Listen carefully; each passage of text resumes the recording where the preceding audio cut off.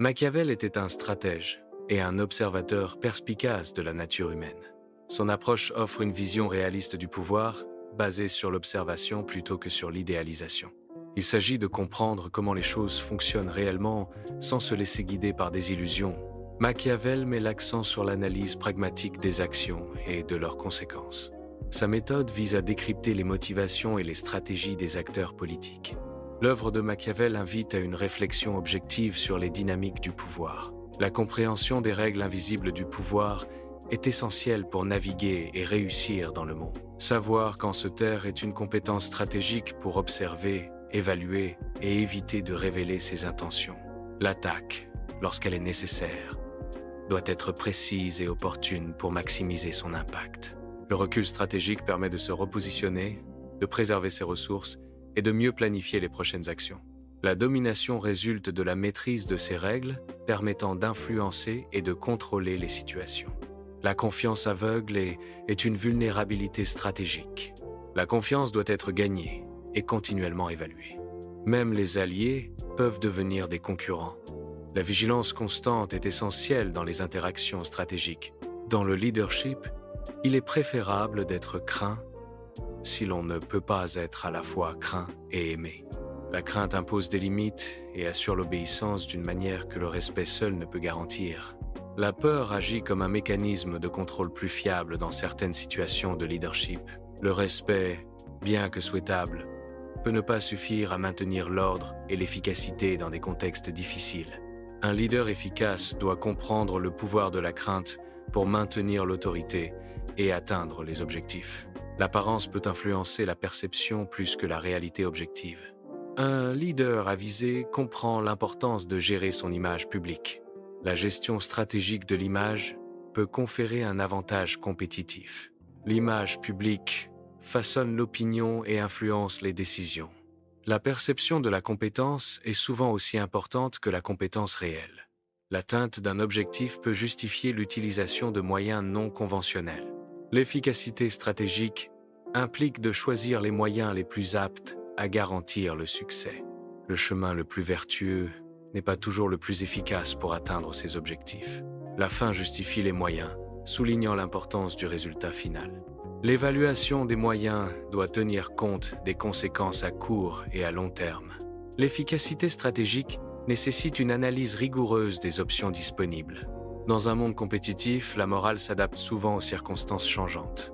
L'éthique peut être influencée par les résultats, soulignant l'importance d'une fermeté stratégique. La flexibilité morale est une réponse aux pressions exercées par un environnement concurrentiel. Une approche éthique peut nécessiter une adaptation tactique pour atteindre des objectifs. La prise de décision éthique implique un équilibre entre les principes et les impératifs de performance. La moralité flexible permet une navigation stratégique dans des situations complexes. La loyauté est une ressource précaire, susceptible d'être compromise. Elle peut être acquise par des moyens divers, mais cette acquisition est instable. La loyauté est une marchandise échangeable, sujette aux fluctuations du marché. La perte de loyauté peut survenir rapidement, entraînant des conséquences imprévisibles. Il est imprudent de se fier uniquement à la loyauté d'autrui. La dépendance excessive à la loyauté d'autrui peut mener à la déception et à la vulnérabilité. La dissimulation de sa pleine puissance est une tactique stratégique essentielle. Un joueur avisé ne révèle pas toute sa force, conservant un avantage tactique. La surprise est une arme plus puissante que la simple menace. L'effet de surprise amplifie l'impact d'une action stratégique. Cacher sa force permet de choisir le moment optimal pour frapper avec un effet maximal. La maîtrise émotionnelle est essentielle pour éviter d'être manipulé par des émotions telles que la colère, la peur ou l'orgueil. Les émotions non contrôlées peuvent être exploitées par d'autres pour influencer vos décisions et actions. Le contrôle de soi permet de maintenir une perspective claire et rationnelle, même dans des situations stressantes. Celui qui possède la capacité de gérer ses émotions détient un avantage stratégique dans les interactions et les négociations. La gestion émotionnelle implique la reconnaissance, la compréhension et la régulation de ses propres sentiments. En maîtrisant ses émotions, on renforce sa capacité à prendre des décisions éclairées et à atteindre ses objectifs. Le public aspire à la fois à la sécurité et au divertissement. Offrir sécurité et spectacle attire les foules en créant une perception de générosité. La combinaison de la sécurité et du spectacle est une stratégie efficace pour gagner le soutien populaire. La sécurité perçue rassure et fidélise l'électorat. Le spectacle capte l'attention et crée un sentiment d'appartenance. L'équilibre entre sécurité et spectacle est essentiel pour maintenir l'adhésion du public. Le pouvoir ne pardonne pas la faiblesse. Les individus naïfs sont souvent exploités comme des tremplins par d'autres. La naïveté peut mener à une position de vulnérabilité et d'exploitation. La vigilance et la perspicacité sont essentielles pour éviter d'être utilisés par autrui. L'application de ces principes est essentielle pour comprendre la dynamique du pouvoir dans le monde professionnel. Ces lois influencent les stratégies d'affaires et les décisions d'investissement.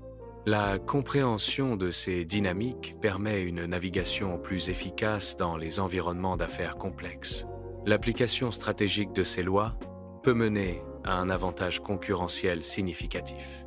L'intégration de ces principes favorise la prise de décisions éclairées et la gestion efficace des ressources. Le succès, l'argent et la liberté sont le résultat d'une compréhension approfondie des règles du jeu. La maîtrise des règles du jeu est essentielle pour surpasser les autres et atteindre ses objectifs. Comprendre et appliquer les règles du jeu conduit à un avantage compétitif significatif. Jouer mieux que les autres implique une connaissance approfondie et une application stratégique des règles. L'observation des gagnants révèle que le succès dépasse les simples intentions. La réussite implique souvent une combinaison de planification stratégique et d'exécution rigoureuse. Les gagnants comprennent que la persévérance est essentielle pour surmonter les obstacles. L'analyse des succès met en lumière l'importance de l'adaptation et de l'apprentissage continu. La reconnaissance des facteurs de succès permet d'identifier des modèles et des stratégies reproductibles. L'observation critique des gagnants révèle que le succès est un processus complexe et multidimensionnel. Si quelque chose vous dérange, cela pourrait être précisément ce que vous aviez besoin d'entendre. Si une idée ou une information vous inspire, cela indique une préparation pour progresser. L'acceptation des vérités difficiles est une étape cruciale vers le développement personnel. L'action, guidée par l'inspiration, est le moteur du passage à un niveau supérieur de conscience et de compétence. La confiance mesurée repose sur une évaluation réaliste des risques et des avantages potentiels. La complaisance aveugle ignore les signaux d'alerte et les informations pertinentes, conduisant à des décisions imprudentes. Dans une négociation, la confiance permet une approche stratégique et adaptative. La complaisance, au contraire, mène à des impasses et des pertes potentielles. Une analyse comparative révèle que la confiance éclairée est un atout, tandis que la complaisance est un piège. La peur et le respect sont deux facteurs principaux qui influencent le comportement et les décisions. La peur peut entraîner la soumission et l'obéissance par crainte des conséquences. Le respect, en revanche, motive l'adhésion volontaire et la coopération. Un graphique d'influence illustre l'équilibre entre la peur et le respect dans la dynamique interpersonnelle. Un niveau élevé de peur sans respect engendre la méfiance et la résistance. Un équilibre sain entre la peur et le respect favorise une influence positive et durable. Une simulation de crise de relations publiques permet d'évaluer et d'améliorer les stratégies de gestion de l'image. La gestion de l'image vise à minimiser les dommages potentiels causés par une crise. Différentes stratégies de communication peuvent être testées pour déterminer leur efficacité en situation de crise. L'analyse des retours médiatiques et des réactions du public est cruciale pour ajuster la réponse à la crise. Un arbre de décision permet d'analyser visuellement les conséquences éthiques de diverses actions. Chaque branche de l'arbre représente une stratégie différente et ses implications éthiques potentielles. L'arbre de décision offre une méthode structurée pour évaluer les risques et bénéfices éthiques associés à chaque choix. L'utilisation d'un arbre de décision favorise une prise de décision plus éclairée et responsable face aux dilemmes éthiques. Les alliances au sein d'un réseau peuvent évoluer dynamiquement en fonction des intérêts changeants des participants. Les opportunités émergentes influencent les décisions d'alliance, modifiant la structure du réseau. La loyauté envers un groupe peut être compromise par des avantages perçus dans une nouvelle alliance. La trahison se manifeste par la rupture des liens existants et la formation de nouvelles connexions motivées par l'intérêt personnel. Le diagramme de réseau illustre la complexité des relations et les conséquences des choix stratégiques.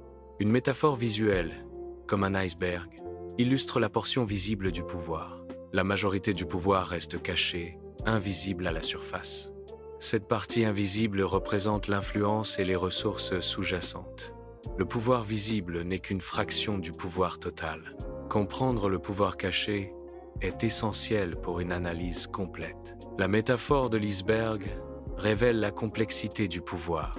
La simulation d'une négociation tendue permet d'observer l'impact des émotions sur le processus. La maîtrise des émotions peut influencer positivement le déroulement et l'issue d'une négociation. L'intelligence émotionnelle favorise une communication claire et une meilleure compréhension des besoins de l'autre partie. L'identification et la gestion des émotions personnelles sont essentielles pour éviter les impasses. Un résultat favorable est plus probable lorsque les émotions sont gérées de manière constructive.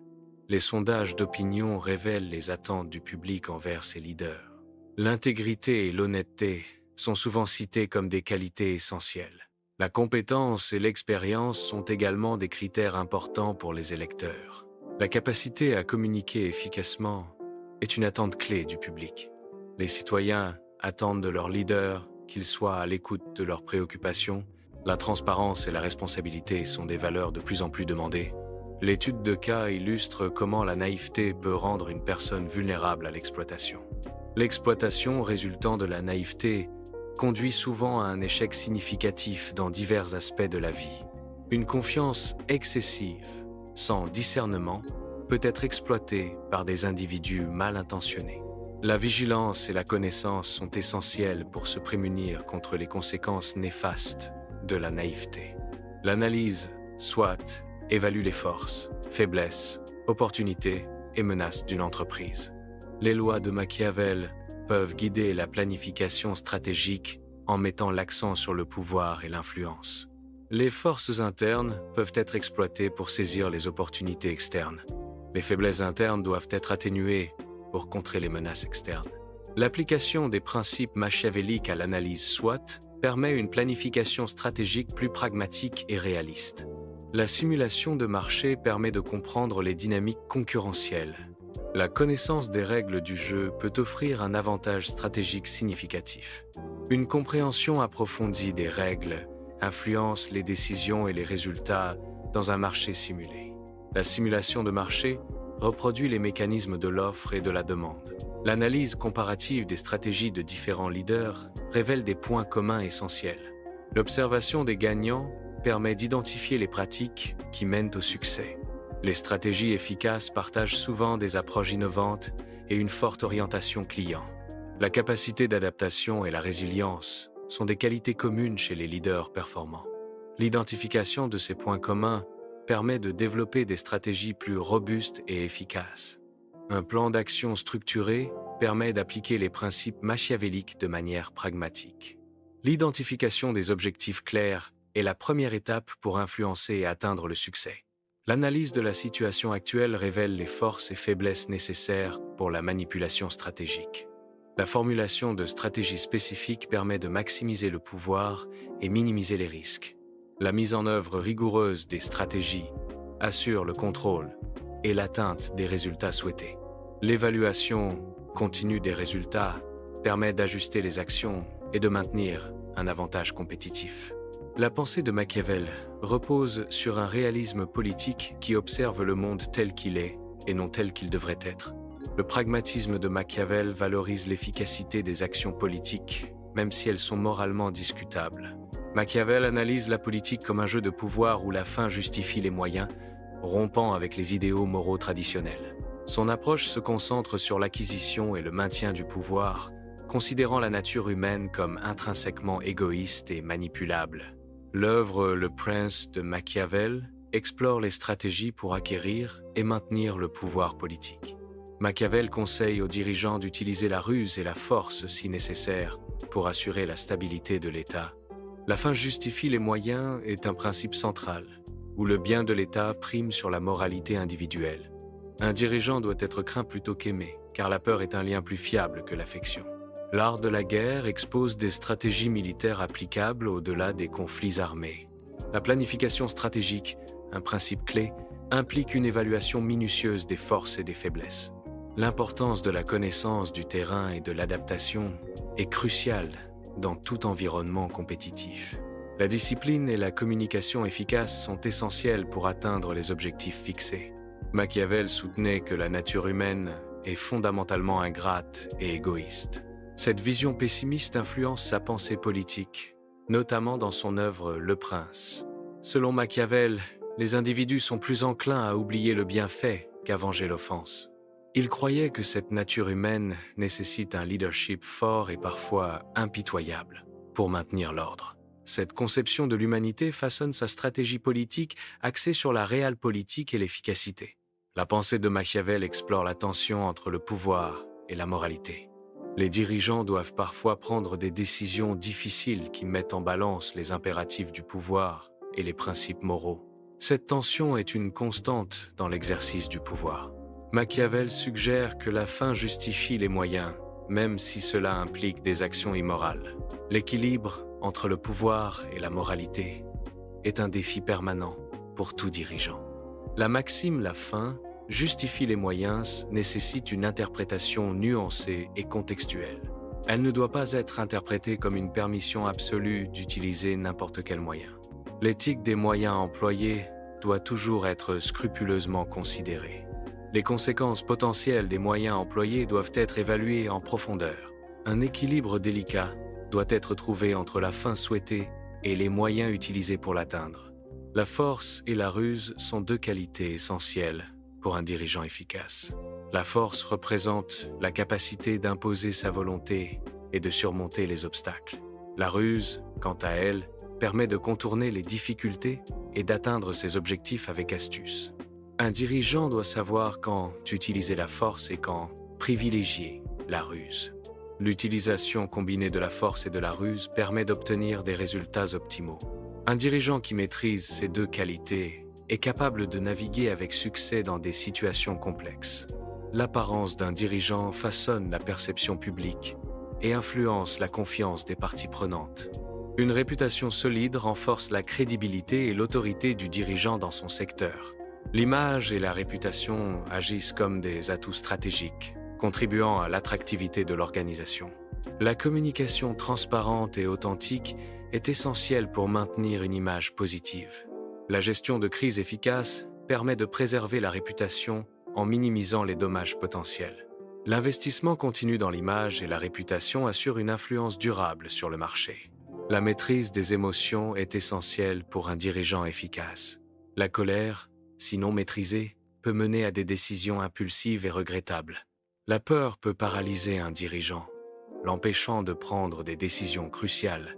Un dirigeant doit apprendre à reconnaître et à gérer ses propres émotions. La maîtrise de soi permet de transformer les émotions en atouts. Un dirigeant calme et posé inspire confiance et favorise un environnement de travail sain. La tromperie, selon Machiavel, est une stratégie pour atteindre des objectifs politiques. L'art de la tromperie implique une manipulation calculée pour influencer les événements. La dissimulation des intentions est essentielle pour une tromperie efficace. La tromperie peut être un outil pour maintenir le pouvoir et assurer la stabilité de l'État. La cruauté, dans certains contextes, peut être perçue comme un mal nécessaire pour atteindre un objectif supérieur. Son application doit être guidée par le discernement, en évaluant soigneusement les conséquences potentielles. L'usage de la cruauté doit être mesuré, afin d'éviter des dommages excessifs ou inutiles. Une analyse rigoureuse des circonstances est essentielle pour justifier son recours. L'absence de mesure dans la cruauté peut entraîner des effets destructeurs disproportionnés. La gestion des alliances exige une évaluation constante des avantages et des inconvénients pour le dirigeant. Machiavel souligne que la fidélité à une alliance ne doit pas compromettre la sécurité ou les intérêts de l'État. La trahison d'une alliance peut être justifiée si elle préserve la stabilité et la puissance du dirigeant. Un dirigeant doit être prêt à rompre ses promesses si le maintien de celle-ci devient désavantageux. La réputation de fiabilité est importante, mais la survie de l'État prime sur toute autre considération morale. La préparation à la guerre est une nécessité pour tout dirigeant responsable. Une stratégie militaire efficace repose sur une analyse rigoureuse des forces et des faiblesses. La logistique et le ravitaillement sont des éléments cruciaux de la préparation militaire. La formation et l'entraînement des troupes sont indispensables pour garantir leur efficacité au combat. La planification stratégique doit anticiper les scénarios possibles et prévoir des plans d'urgence. La connaissance de l'histoire fournit des leçons cruciales pour la prise de décisions éclairées. L'étude des événements passés révèle des schémas et des conséquences récurrents. Comprendre l'histoire permet d'anticiper les défis futurs et d'éviter les erreurs du passé. Les dirigeants informés par l'histoire sont mieux équipés pour naviguer dans la complexité du monde actuel. L'histoire offre une perspective essentielle pour évaluer les stratégies et les politiques contemporaines. La connaissance du passé enrichit la capacité de leadership et favorise une gouvernance responsable. La compréhension de la nature humaine est essentielle pour un dirigeant efficace. Cette compréhension permet d'identifier les motifs qui guident les actions des individus. Elle révèle également les faiblesses inhérentes à chaque personne. Un dirigeant peut utiliser cette connaissance pour influencer et diriger les autres. La manipulation, bien que controversée, devient une possibilité grâce à cette perspicacité. La rhétorique machiavélique utilise des stratégies persuasives pour influencer l'opinion publique. La persuasion, selon Machiavel, implique une manipulation habile des apparences et des perceptions. La propagande, en tant qu'outil rhétorique, façonne les croyances collectives à travers des messages ciblés. L'efficacité de la rhétorique et de la propagande dépend de la compréhension des désirs et des peurs du public. L'adaptabilité est cruciale pour un dirigeant face aux circonstances changeantes. La flexibilité permet de modifier rapidement les stratégies en réponse aux défis. La réactivité assure une réponse rapide et efficace aux nouvelles opportunités. Un dirigeant adaptable peut pivoter rapidement pour saisir les opportunités émergentes. L'absence d'adaptabilité peut entraîner des pertes face à la concurrence. L'adaptabilité est une compétence essentielle pour assurer la pérennité de l'entreprise. La gestion de la fortune, selon Machiavel, implique une interaction complexe entre la chance et le contrôle. Les dirigeants doivent s'efforcer de maîtriser leur destin, en minimisant l'impact des événements fortuits. Le contrôle se manifeste par la prévoyance, la planification stratégique et l'adaptation aux circonstances changeantes. La fortune, bien qu'imprévisible, peut être influencée par des actions audacieuses et une préparation minutieuse. L'équilibre entre la chance et le contrôle est essentiel pour le succès et la stabilité du pouvoir. La légitimité est essentielle pour un dirigeant afin de garantir la stabilité et l'acceptation de son pouvoir. Le soutien populaire renforce l'autorité d'un dirigeant, lui permettant de mettre en œuvre des politiques avec plus d'efficacité. Un manque de légitimité peut entraîner une instabilité politique et une résistance accrue aux décisions du dirigeant. La légitimité peut être acquise par des élections démocratiques, le respect des droits de l'homme et une gouvernance transparente. Un dirigeant légitime est plus susceptible de maintenir l'ordre et de promouvoir le développement économique et social. Dans la pensée de Machiavel, la prévention de la corruption est un pilier fondamental de la stabilité de l'État. L'intégrité des dirigeants est présentée comme une vertu cardinale pour éviter le déclin moral et politique. La surveillance constante des fonctionnaires et des institutions est essentielle pour détecter et punir la corruption. Un système de contrôle rigoureux permet de maintenir l'équilibre du pouvoir et de préserver l'intérêt général. L'héritage de Machiavel continue d'influencer la pensée politique moderne. Ses idées sur le pouvoir et la stratégie restent pertinentes dans le leadership contemporain. L'analyse réaliste de Machiavel a façonné les approches de la politique internationale. Son œuvre est toujours étudiée pour comprendre les dynamiques du pouvoir et de la gouvernance.